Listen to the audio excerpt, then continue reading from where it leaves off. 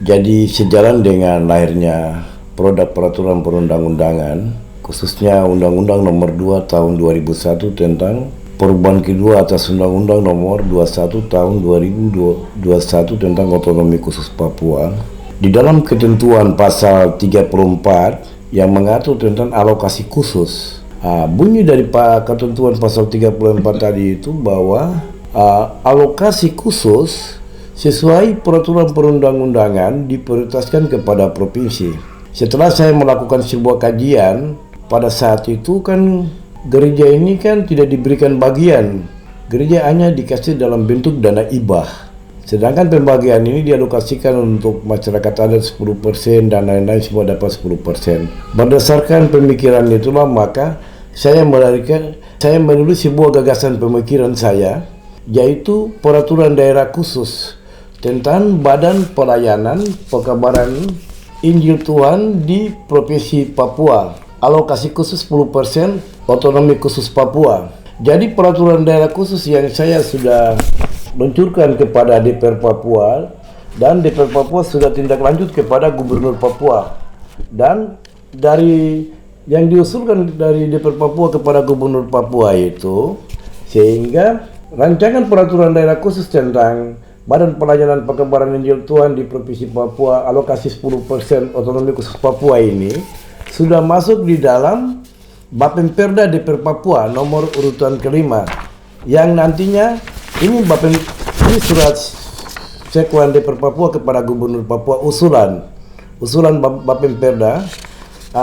Di dalam matriks ini dia masuk pada nomor urutan kelima.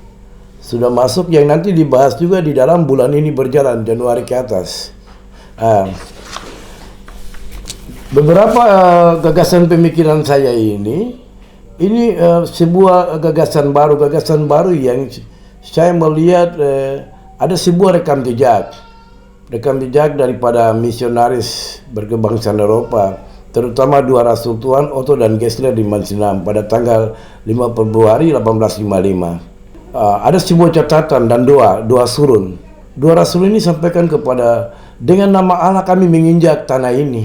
Penterjemahan dari situ dan regulasinya itu, Tuhan memberikan kekayaan yang begitu berlimpah untuk negeri ini.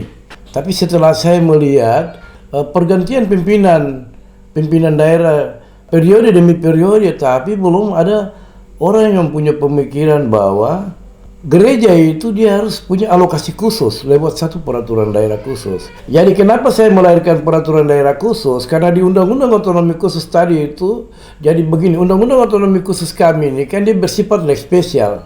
Lex spesial itu maksudnya hal-hal yang belum tercover di Undang-Undang Otonomi Khusus kita, turunannya itu kan peraturan daerah khusus.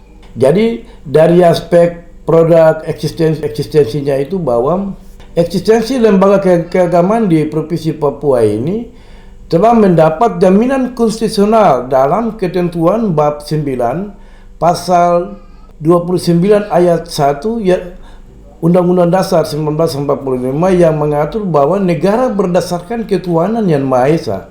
Dan ayat 2 itu negara menjamin kemerdekaan tiap-tiap penduduk untuk memeluk agamanya masing-masing, untuk beribadah menurut agama dan kepercayaannya.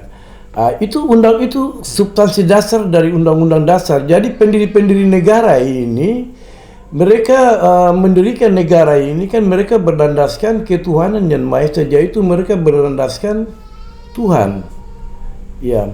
Sedangkan saya sangat kesal sekali pada saat pembahasan rancangan Undang-Undang Nomor 2 Tahun 2001 itu di ketentuan pasal 34 tadi itu tidak ada muatan hukum sama sekali untuk gereja.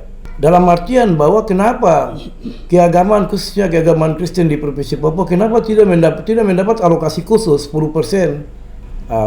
Jadi berdasarkan hal demikian, sehingga saya dorong itu, dan desain draft rancangan peraturan daerah khusus tentang Badan Pekabaran Injil Tuhan di Provinsi Papua, alokasi khusus 10% otonomi khusus Papua. Jadi badan ini itu nanti ke depan dia akan terbentuk di 8 kabupaten di wilayah Provinsi Papua. Ya, saya melihat bahwa negara telah memberikan ruang kepada toleransi umat beragama, khususnya agama Kristen di Provinsi Papua lewat beberapa legal standing hukum yang tadi saya sampaikan tadi itu. Di sisi lain bahwa negara menghormati kesatuan toleransi umat beragama di dalam pola kehidupan berbangsa dan bernegara sepanjang hidup dan sesuai dengan perkembangan masyarakat dan prinsip negara kesatuan Republik Indonesia yang diatur dengan undang-undang. Jaminan konstitusional ini selanjutnya itu diatur di dalam berbagai peraturan perundang-undangan. Dalam ketentuan pasal 22 menegaskan bahwa negara harus melindungi hak asasi manusia terkait dengan kebebasan beragama dan keyakinan. Ketentuan pasal 71 Undang-Undang Nomor 39 tahun 1999 tentang hak asasi manusia mengatur bahwa pemerintah wajib bertanggung jawab menghormati, melindungi, menegakkan dan memajukan hak asasi manusia di Indonesia. Perbedaan toleransi umat beragama itu harus diperhatikan dan dilindungi oleh hukum. Peraturan Menteri Agama Nomor 9 tahun 2006 tentang pedoman pelaksanaan tugas kepala daerah dan wakil kepala daerah dalam memelihara kerukunan umat beragama, pemberdayaan forum kerukunan umat beragama dan pendirian rumah ibadah. Dari legal standing hukum, produk peraturan Menteri Agama ini juga menjadi sebuah acuan di dalam produk yang saya susun ini. Sehingga saya mengharapkan bahwa nanti ke depan ini produk ini itu harus menjadi lembaran daerah dan harus dilaksanakan, sehingga Panji Pekabaran Ninjil Tuhan ini bukan saja hanya dia dalam bentuk dana hibah yang dikasih oleh pemerintah, tapi dia dalam satu produk peraturan daerah tersendiri. Sehingga ke depan itu ada pertumbuhan gereja dalam rangka gereja sebagai mitra pemerintah dalam rangka menekan konflik horizontal yang terjadi di tanah Papua saat ini.